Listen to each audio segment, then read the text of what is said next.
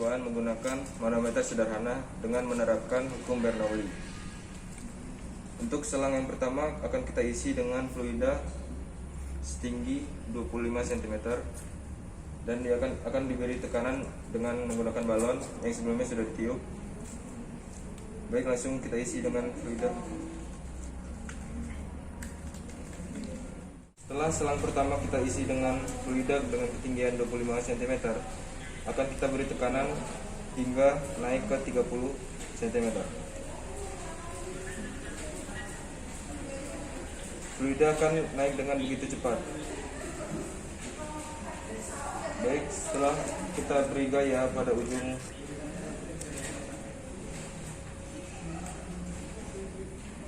fluida akan naik dengan begitu lambat atau bertahap. Kesimpulan dari video kami kali ini, jika fluida diberi satu tekanan yaitu balon, fluidanya akan naik dengan cepat. Tetapi jika diberi dua tekanan dengan balon dan pensil, fluidanya akan naik dengan perlahan. Penerapan hukum Bernoulli pada manometer. Manometer adalah instrumen presisi yang digunakan untuk mengukur tekanan yang merupakan gaya yang diberikan oleh gas atau cairan persatuan luas permukaan karena efek dari berat gas atau cairan dari gravitasi. Bergantung pada jenis dan bagaimana dikonfigurasikan, manometer dapat diatur untuk memberikan pengukuran nilai tekanan yang berbeda. Istilah manometer paling sering merujuk secara khusus pada tabung berbentuk U yang sebagian diisi dengan cairan.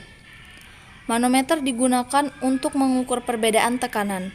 Perbedaan tekanan diukur dengan menyeimbangkan bobot kolom cairan antara dua tekanan.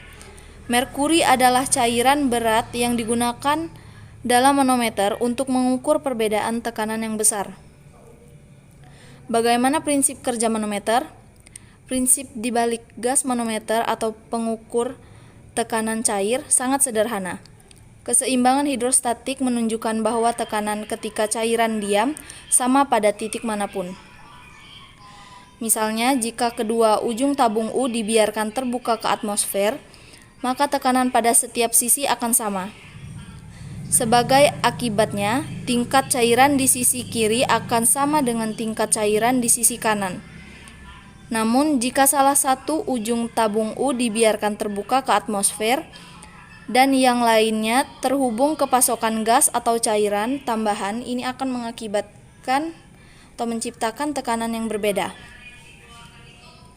Rumus manometer, V1 sama dengan akar 2 dikali rho R dikali G dikali H per rho U dikali A1 per A2 kuadrat min 1.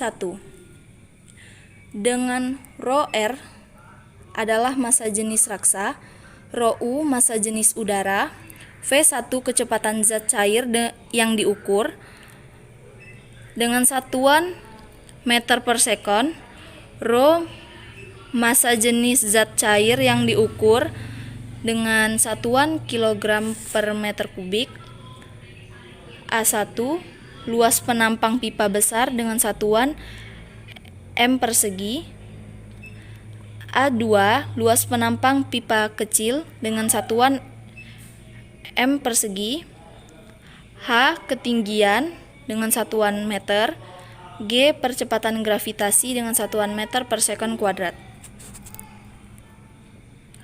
Kelebihan dan kekurangan manometer. Kelebihan manometer zat cair yaitu sederhana dan murah, perawatannya mudah, ketelitiannya cukup bagus, cocok diterapkan pada tekanan rendah. Kemudian kelemahannya yaitu kebanyakan terbuat dari kaca, maka mudah pecah. Dalam operasinya memerlukan pengaturan posisi, hanya cocok untuk fluida tertentu dan tidak dapat dipakai untuk tekanan dinamik.